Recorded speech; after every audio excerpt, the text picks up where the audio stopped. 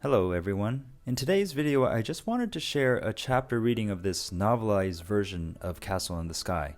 During the pandemic, I was living in Japan and I came across this YouTube channel, Ghivlog, presenting the content of this book. I was pretty surprised that they had a novelized version and I immediately got it on Amazon Japan. This is a collaboration between Mr. Miyazaki and Mr. Kameoka. There are two books, part 1 and part 2.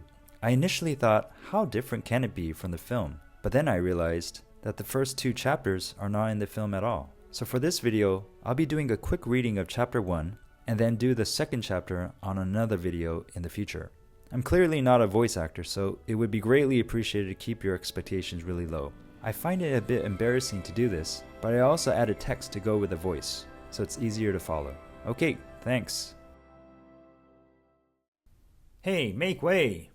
A steam-powered farming vehicle loaded high with vegetables pushed through a crowd of miners heading home early, barely squeezing through the entrance of Slag Valley. This town's always packed, every time. The farmer, clearly frustrated, hurried along to reach the evening market on time. Once he got over the small hill, it would be just a short trip down to the miners' housing below. For nearby farmers, this mining town was the perfect spot to quickly sell their produce. But the farmers couldn't help but think, back in my grandfather's day, the profits were much better. This place used to be a prime mine, churning out tons of iron ore, gold, silver, and copper. Now, the iron ore is mostly gone, and they're left with tin.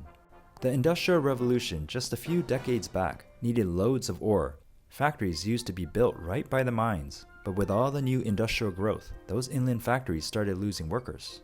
Light railways and canals became outdated. In time, the town got its nickname, Slag Valley, meaning Valley of Ore Residue. A town without a port doesn't stand a chance. But despite its grim reputation, this area still had the busiest mine.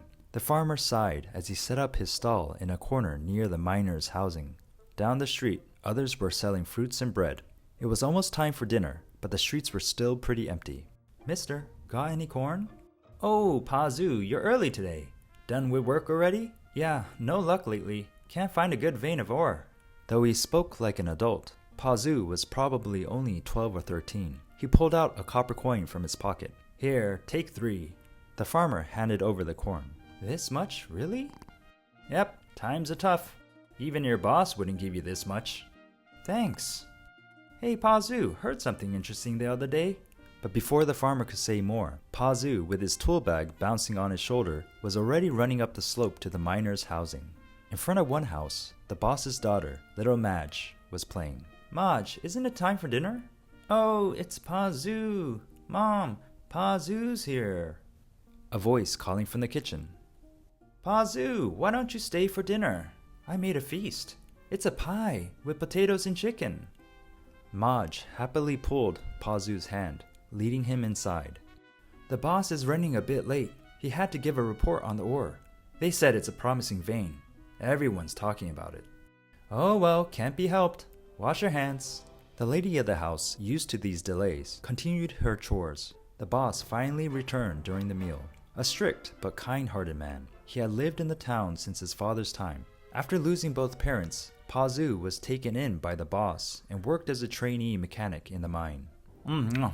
I started without you. Yes, I know you were coming, Pazu. Good timing. I just heard an interesting story. The boss, while eating, began to share a tale he heard around town. It happened in a village west of Slag Valley. A farmer driving his harvester noticed sheep in his canola field. As he approached the fence, the sheep scattered, bleating. Suddenly, the farmer froze in fear. There, buried in the soft soil, was something large and strange. It wasn't a person, but something else, with skeletal limbs and no eyes, covered in wire-like structures. The villagers were terrified, thinking it might rise up and chase them. Shaken by the sheep's cry, the farmer screamed and ran back to the village. The village chief organized a group to investigate.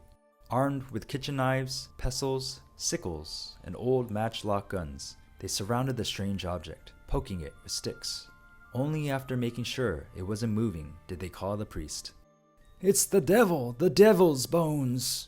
The priest claimed it was a devil and held an exorcism ceremony. Even people from nearby villages came to watch. Hey boss, was it really the devil's bones? In the mining town, the word devil was hardly used. Pazu thought, I would have liked to see it.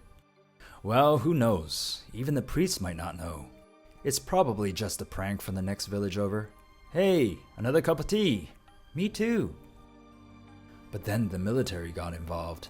2 days after the devil was found, a man from Titus arrived, claiming it was a lesser demon. The military offered to buy it and keep watch. The priest, relieved, handed it over. That night, a military envoy showed up, confirming it was a devil. The priest and the farmer got some money as a reward. It's strange they even gave money. But what a profit! Maybe a devil will fall into our mine too, and we can finally replace that old pump valve. The boss laughed heartily. The villagers had no doubts about the military's quick actions. Pazu could never have imagined that this far-off village's devil commotion would eventually involve him in a completely different way. Dad, can you play with me? With the boss starting to play with Maj, Pazu stood up. Thanks for the meal. Boss, see you tomorrow. Bye-bye, Pazu. It was already dark outside. Under the moonlight, Pazu energetically ran up the brilliantly white path, heading towards his nest on the hill. Okay, thanks for staying till the end, and as always, thanks for watching. Bye.